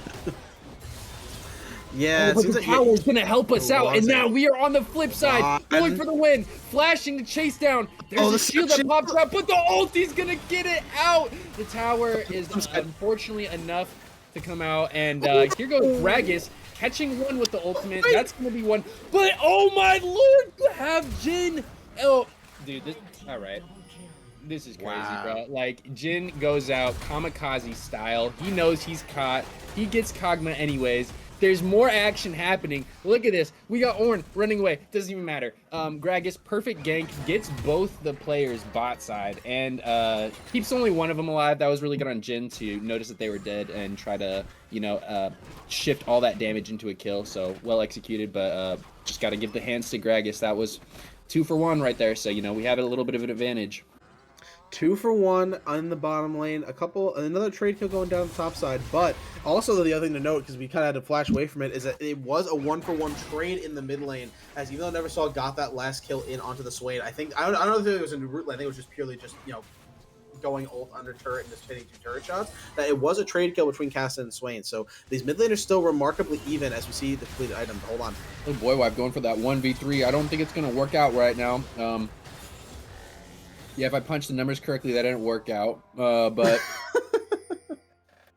we are continuing to go in here. Little 2v2. Actually, dude, Amumu does so much damage. I don't know if it was Senna or Amumu there, but that. Oh, wow. Right. We are doing even more damage on the red side. Pops the ultimate. The flash doesn't connect in time. Or, I mean, the ultimate connected after the flash. Ornn probably going to drop. Hits a nice flash. Senna manages to die. And unluckily for blue team, Neversaw got both those kills. You do not want to give Neversaw 2 kills any time of the day. in any game whatsoever. So we're going to see a slight snowball there, and it's going to be Grub's number 2 for the red team. Yep, this is going to be here, and I think that considering that Uwu is still in base and just spawning, I don't think there's going to be a contest. This is going to be a 6 Grub red side, and I think that given the comp and the way this really worked out, I know before I was saying, okay, 3 Grubs, maybe not the worst thing in the world to trade those, but I think 6 Grubs, you're asking for 6 Grubs on a Cogmo, and what is slowly becoming a Fed Castle is now that he did just finish that Rod of Ages, meaning he will be able to scale up just about as fast as humanly possible. I think this is starting to get a little bit out of hand. I think that definitely this blue side wants to try to find a way to slow down the tempo of this game. And even then, that's a rough call. Oh man, Swain needs to like stop getting caught out here. We're doing so good with these abilities, but I think we're getting a little too aggressive with our position right now. But there's always room for improvement. We're still up on farm by a good amount too. So just gotta work on paying attention a little bit more. But other than that, I think we're doing like slightly solid. We got a 3K gold lead on red side. Red side's doing very well for just being like poked down nonstop. Got to give the hands to Gragas. Like Gragas is doing so well. Look at that, 6 assists, man. Like we got so much kill participation on this Gragas. Gragas is definitely getting himself on the map just about in every way possible. And honestly, considering that this was also the champ that... Hold on. From the back door comes in clutch. Gragas there for the counter gank. Oh my lord, man. We catch the Amumu. What an ultimate that was from Gragas, by the way. And here we go. Boy Wife understands now, paying attention to the map a little bit better, so that's good. And now we are going in for the ultimate, and we are destroying Neversaw. PPP, I don't know if it's just in time. Oh, no. It might actually be just in time. Swain going in puff right now. Bot side's getting a little bit handled right now too. PPP is going to drop down. Orn coming in clutch for the counter gank right there. Neversaw, what are we doing right now? We are going for an assassin mode onto the Swain. We are popping everything. It is a brawl mid laners, but the Swain is too tanky, man. You gotta nerf this character, Riot, please. Well, they are in the middle of reworking him. It's just that we're not quite on that patch yet. But honestly, that was, I mean, listen, all right, look, on one hand, you can say that, yes, that might have been a little bit of a nerf Swain angle. But honestly, that was also a level 9 cast. He doesn't have that level 11. He doesn't have that ultimate cooldown. So as soon as he jumped in the first one, didn't get the damage off, it was going to be rough for him to finish down that Swain, even if he only had about 500 or 600 HP. Now, the other thing, though, as much as we were talking about that fight in the middle, which was crazy, we need to talk about the fact that this Cassante just got full turret plate gold first turret on top side. Cassante, 30 CS up on an Orn, who granted is trying to make his play on the map and only having the 1 assist to show for it. This is going to be rough. This is, if there's one thing Worlds has taught us, this is not a champion you want to let get ahead, as we think there might be another fight in the pipeline. Oh, wow. Okay, we got the Cogmo right there. That was a good ultimate. Cogmo is going to be dropping really low. Come on, Senna, you got this. All right, doesn't even matter. Cogmo drops down. And now we are back in it to win it. Don't know if we're winning it with a massive Cassante slapping 2 rocks together on our face, though. Oh, what a huge... I don't even know what ability that was. That was massive, though. That was crazy. That was the Intopo strikes, baby. That's Gragas from the backside with the Rakan. You don't want to see that any time of the day. Lights out. Goodbye. Yeah. And they're just gone. Yeah, it's starting to get rough. And, like... Right, I was gonna say, this fight's getting, and not for nothing, that was a Cassante that took 4 turret shots with no armor and then still managed to get that double knockup to really solve the fight. Jin trying to look forward he can, but not quite gonna make it there. Gragas does take that last 4 shot. 3 of us. This is the 1v3 that we want to see the Swain do. Come on, go for it. Red team, go for it. Come on. You can do it. And here we go. We got Swain in a 3v1. I thought he was gonna win, but he got deleted immediately. That was a little disappointing, to be honest with you. But that is how Cassante works, ladies and gentlemen. Man. Just be doing stuff. Just be doing it live. Oh, Amumu. I don't know if this is... oh, no. Okay. Amumu finds 3 members of the red team and also gets control alt deleted immediately. Yeah, I think that, oh man, this blue side squad is slowly falling apart. Looks like right now they're trying to figure out exactly how to use their tools, but they're not quite having the time to. Swain is definitely a threat, and so to some extent is this Jin, but Mumu constantly not able to hit the right spots. Orn not quite going to be online for at least another couple levels to get those item upgrades, and obviously Senna not quite having the effect they were intending her to at this point. When you have an Orn chasing on a cast, and you know that's we have crazy work about right now. I'm actually very shocked that Caston felt that scared of Ornn. Like I know he has his passive proc, but maybe he's just worried about getting ulted. But I mean, this is level 11 Caston. At least it's the higher cooldown. He has flash, but it's all right. Either way, makes his way out, resets the tempo. And honestly, as Caston, you're fine kind of making the safer plays like that right now because you know when you hit that level 16, it's all going downhill for that. We're going up. Dude, Rakan is so annoying. Just like dancing around the map like that. You're like, as soon as you see a Rakan going, it's just like immediately caveman brain, like kill this guy. Like, God, he just gets away so easily. It's just like, please, just delete As that. somebody, delete the dash, man. Yeah, as somebody who very briefly was Rakan main, I can't concur. It's a lot of fun to just dash in and out and feel like you can move just about everywhere and nobody can stop you. But right now on this squad, he is definitely going to be doing his job in setting things up. Obviously, we've seen Gragas with plenty of disrupting casts. We've seen Cassante do plenty of work when he makes his way in. So really, CYB's job right now is just making his way in about as soon as possible and doing that to kind of be that kind of disruption and that, like you said, that kind of annoying little fly in your face that you want to pick away at. And if he keeps doing that, eventually they're going to have the right time for those caskets and for those all-out procs. Because right now, Cogma's like moving trade. We catch Cogman with the double root, but like he's just totally standing on business, just doesn't even care. He knows that if they step up, that like they're toast. We have a 5-1 Cogma right now. And I feel like blue team's still kind of like the bot team's still kind of strong, but yeah, like if they get anywhere close to that Cogma with the W up, like they're hooked.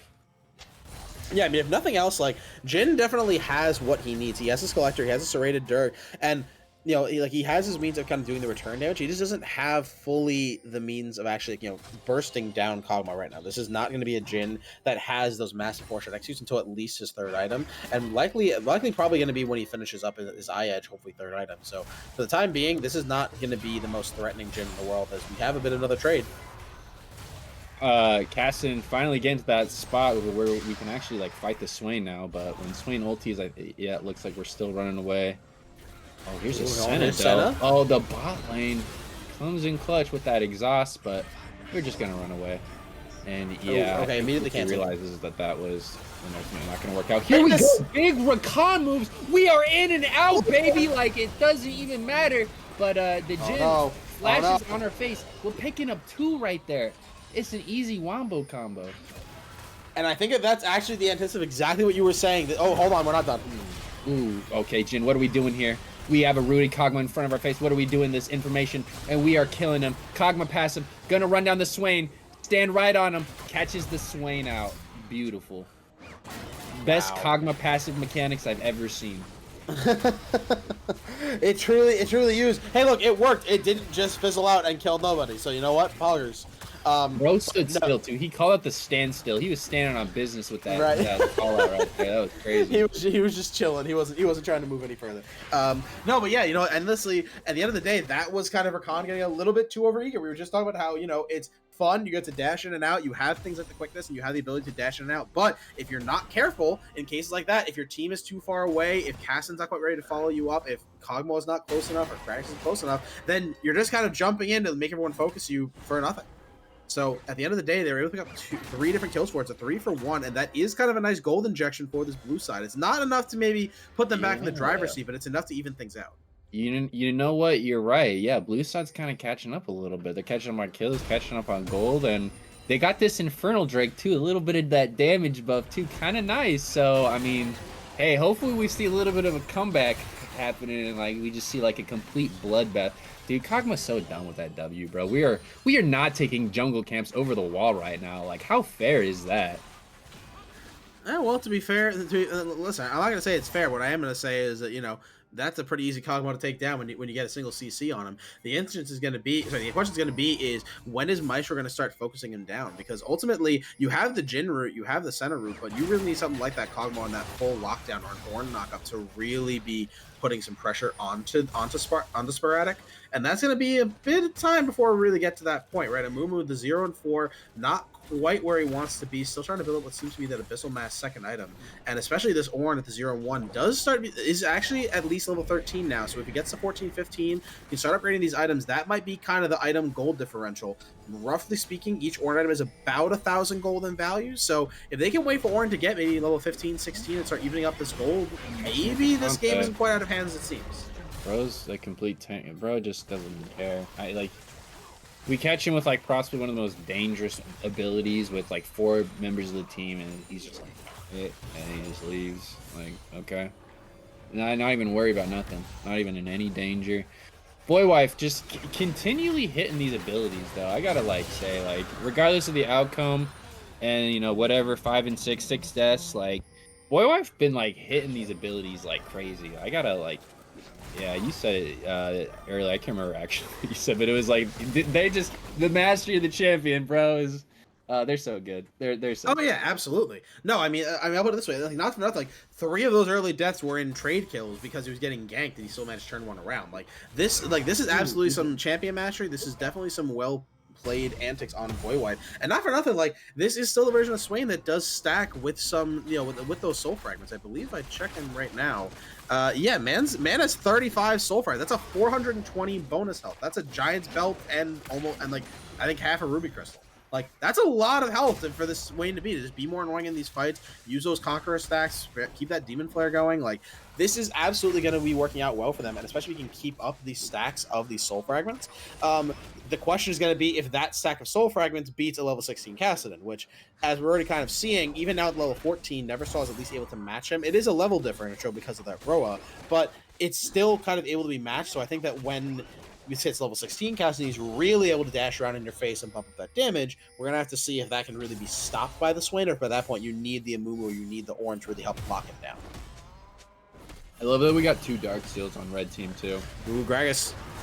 Like, we were so confident in these kills. Ooh, probably not the best knock away there, but I don't think it matters. I think we're just going to be doing so much damage that we can do whatever we want. We go where we please. Oh, trying to stay alive right now. Swain not able to stay alive. Now it's just up to the Ornn to not die, and he dies. Okay.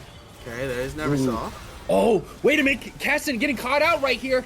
Oh no, but we just have all the ultimate stacks in the mana in the world, so it doesn't matter. Okay. Jin. Okay. So that's good for Jin. That's more gold. It's very good. Very good for Jin. Return kill onto Jin. It is in a 3-for-1 this time on red team's side. But one thing I gotta say there, and I just wanted to give the credit for, Bronze Cena using that proper means of knocking Ornn out of the ability to use the second half of that Call of the Forge God was insane. The use of Pathmaker on this champion cannot be understated. There's mid lane. Yeah, goodbye. Yeah, I actually didn't even catch it. That's actually super crazy and like really good eye. Like we got some actual hawk vision on this Cassante. Well, listen, man. All right, there's one thing I can tell you as someone who plays both of these champions. As Ornn, it feels horrible when someone stops you in the second half of your ultimate and that you just can't get it off in the part that matters. And as Cassante, nothing feels better than using that bit of unstoppable combined with that knockback to really stop somebody in their tracks. And especially with use of that all-out, really pulling someone away from when they want to take a fight. So definitely you can see how Bronze Cena is really making good use of this pick. And it does kind of beg the question to DV of why he wanted to pick this into it. But I think that these Ornn upgraded items will start answering that question. As he's hit 14, he can upgrade 1, and we'll have to see what he does and who he chooses to upgrade as he starts getting these extra levels. We're just waiting for catch out number 2. Blue team's still trying to play catch up on this this gold lead. It's reaching close to 7K now. So we got to do something quick and fast before it gets out of hand on a red team. For the Dark Seal stacks, it was, I believe, 5 earlier for both of them combined, and now we are at 7 for both of them combined. So we are ramping up very quickly. And red team has two bounties, amassing a total of 450 gold. So we need some cash outs. Hold on, something's going on. Big, massive moves happening. There's the triple CC happening on the Rakan. There's no dashing out of that, and it's a good night for Rakan. So, okay, we're catching up a little bit. 1 kill right there for blue team. It's nice little chunk of change.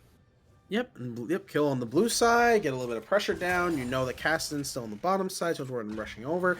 Definitely not a bad place to be, but I will tell you what is a bad place to be. We're going to see it on our screens in just a moment, and that is going to be seeing Caston officially hit that level 16 spike, which he just has. This is officially a fully online Caston, likely backing for his third item, with all that cooldown and all this ability to run through, and the Malignance finally finished for that lower cooldown on the ultimate just in time to get it. And look at this, there's a Baron on the table potentially. All right, yeah, Dragon gonna be coming up here somewhat soon, so if we make a play here, going back mid, putting the pressure on. Well, we might find someone. We find Gragas there, but it's not gonna lead to anything. See, yeah, they're trying to see what they can pick off, what they can do. Obviously, Gragas being chunked out a little bit is definitely good, but he's not low enough where it's really going to stop him from being a part of this fight.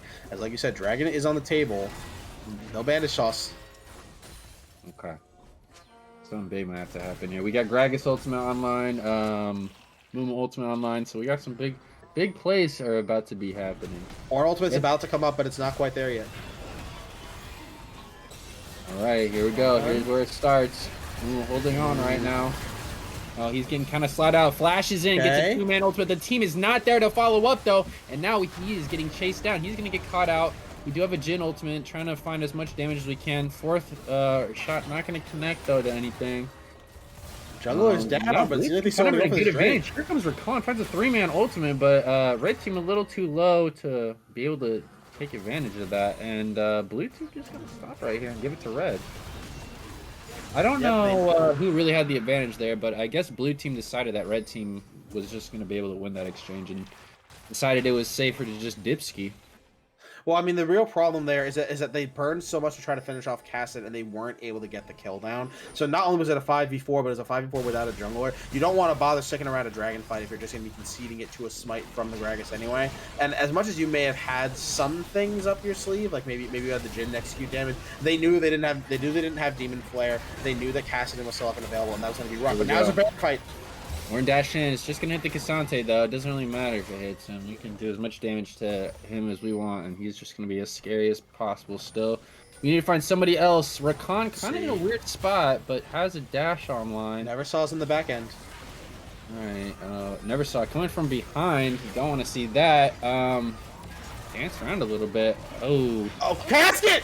Crazy Gragas ultimate splitting up everybody. We are just completely tearing apart the blue team one by one, surgically destroying the blue team with one button. Who could have seen this coming? Absolutely starfished the ultimate right there, perfectly splitting up every single member of the blue team, and it worked out so perfectly.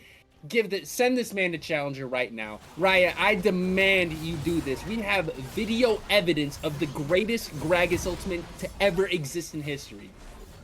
To say that Gragas ultimate won the fight would be the biggest understatement of my life. Literally every single member, every person that doesn't want to be in the alone face of a Cassidon and a Cassante and a Kog'Maw splits up evenly and gets systematically taken down one at a time. This Baron is now on the table, but it looks like Blue Side wants to play for it. They have actually popped the teleport. Here's Ornn. Ooh!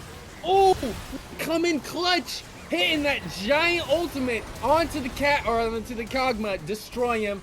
Jhin gonna try to find a sniper, not gonna be able to do it. That was a nice W. And oh, my game just completely. Oh, here we go. Okay, we back, baby. Oh, we back, and we're at the Baron right now. Looks like blue team came out on top of that. We have a Cassante though. He's trying to just scare some people out of this. I'm not really sure if he's going to be able to do it. We have red team coming in from the backside, though. They're going to be able to hit this. Blue team kind of low. Here comes Rakan. And that's a huge ultimate, but it's not huge like the last one. Blue team able to clutch out that Baron. Nice job on the Amumu.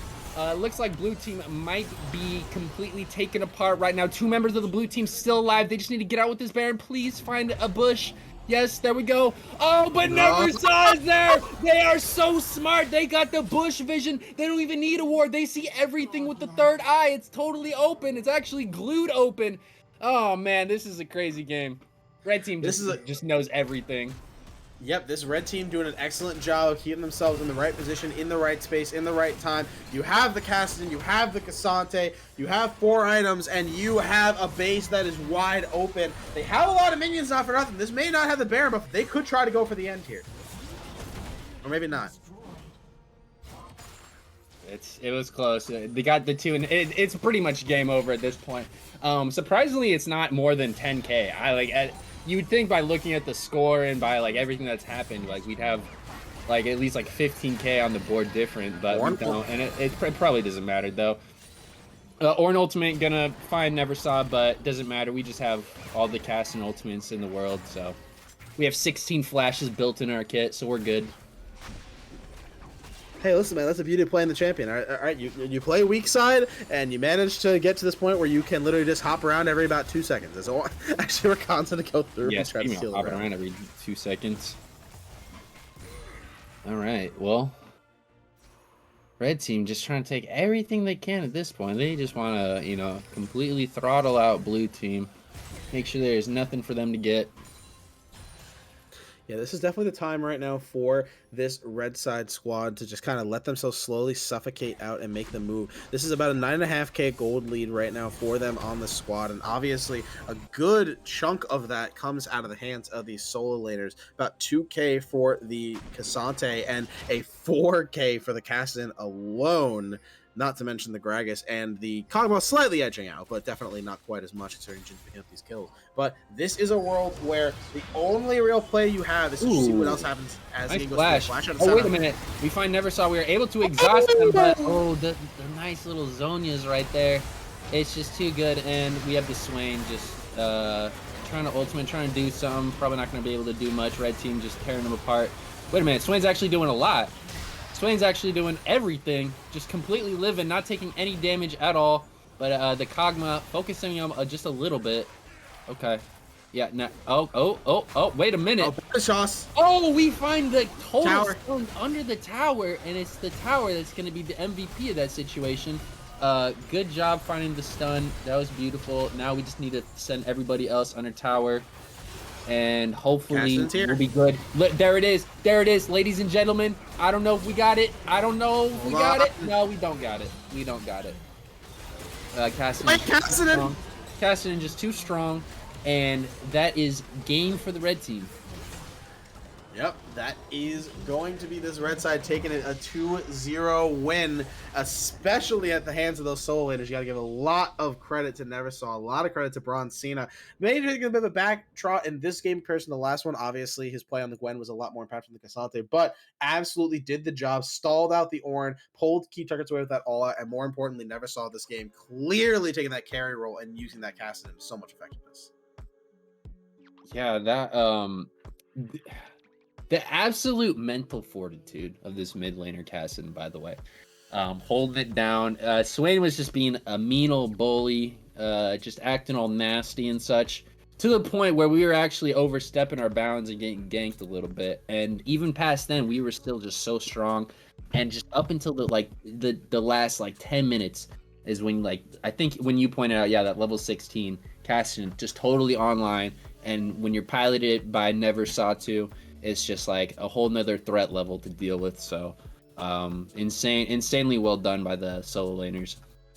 Yeah, absolutely well done by the solo legend. You want to give credit to the bot lane side. Obviously, Rakan maybe a little bit too overzealous at times, but definitely did his job of having that quickness, using the engage with the grand entrance, and really kind of being more of a threat. Kog'Maw eventually in the later portions, we could see kind of at that last Baron push, eventually did come online as well, did a lot of damage to that Swain off that Bio-Arcane Barrage, Ornn and kind of Mumu doing the same thing, just purely off that max health damage, but this was definitely the mid lane show. And I think that even on the other side, it was definitely the mid lane show. I think the Swain showed more than us survivability and using that never move to kind of his advantage, and especially the multiple ways that Demon Flare just kept on going, kept on dealing the damage.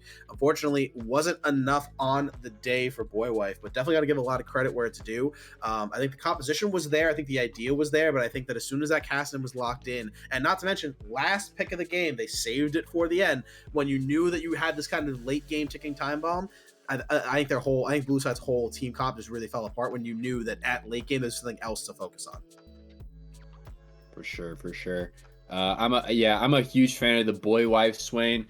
It was nasty. We were hitting skill shots on like people who were like flashing away and ulting away on Cassin, just like still connecting them. So definitely you can see they've completely mastered the champion. So I would love to see some more boy wife Swain in the future.